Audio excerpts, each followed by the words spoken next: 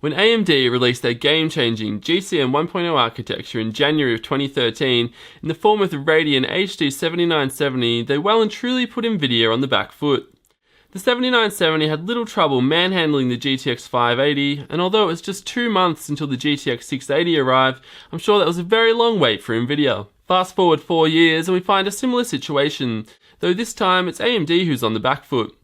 With the GTX 1080 due to go on sale this month, followed by the 1070 next month, it'll be interesting to see how AMD responds. Making this round of GPU wars even more interesting is the change in strategy.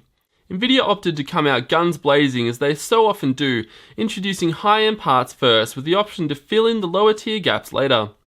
Of course, we know there are still bigger Pascal dies to come, but that won't be until late next year. AMD, on the other hand, has opted for a different strategy, one that sees them release their more affordable Polaris GPUs first.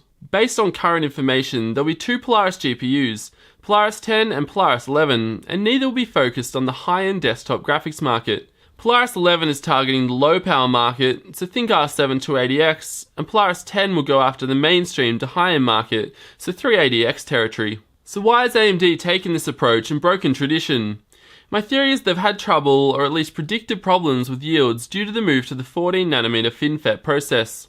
To counter any potential issues, they've led with their small, less complex products, allowing the process to mature in time for the big guns. Anyway, that's just my theory. Whatever the case, the result being that AMD will be offering the more affordable mainstream GPUs out of the gate.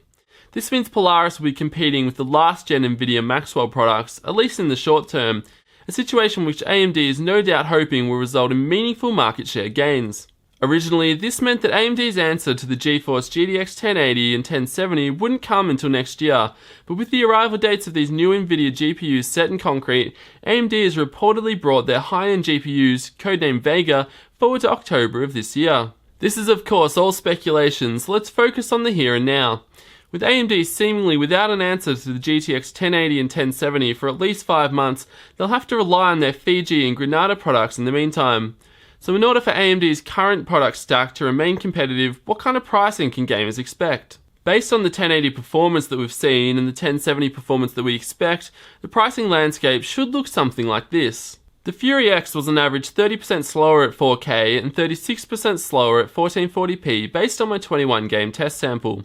Therefore, I believe this knocks the Fury X down at least to $450 in order for it to remain competitive. At this price, it delivers a similar cost per frame, with the disadvantage of greater power consumption. The Fury and Nano then follows suit, the Nano priced alongside the Fury X once again with the standard Fury hitting $400. The 390X, as it stands, is a pretty poor option in terms of value thanks to the much cheaper and not a great deal slower 390. I see at least a 17% reduction in asking price for the 390X to $350, but if AMD wants to be really aggressive, they might push closer to $300. Finally, the 390 probably won't see any price corrections, as it's still great value at $300. The 390 is less of a concern as it could be replaced shortly, certainly much faster than the higher end cards. The real focus here for me is on the Fiji-based GPUs, as they'll be crucial in taking the fight to Nvidia over the coming months. So tell me, what do you guys think? Do you agree with my pricing estimates, or do you think I'm well off base?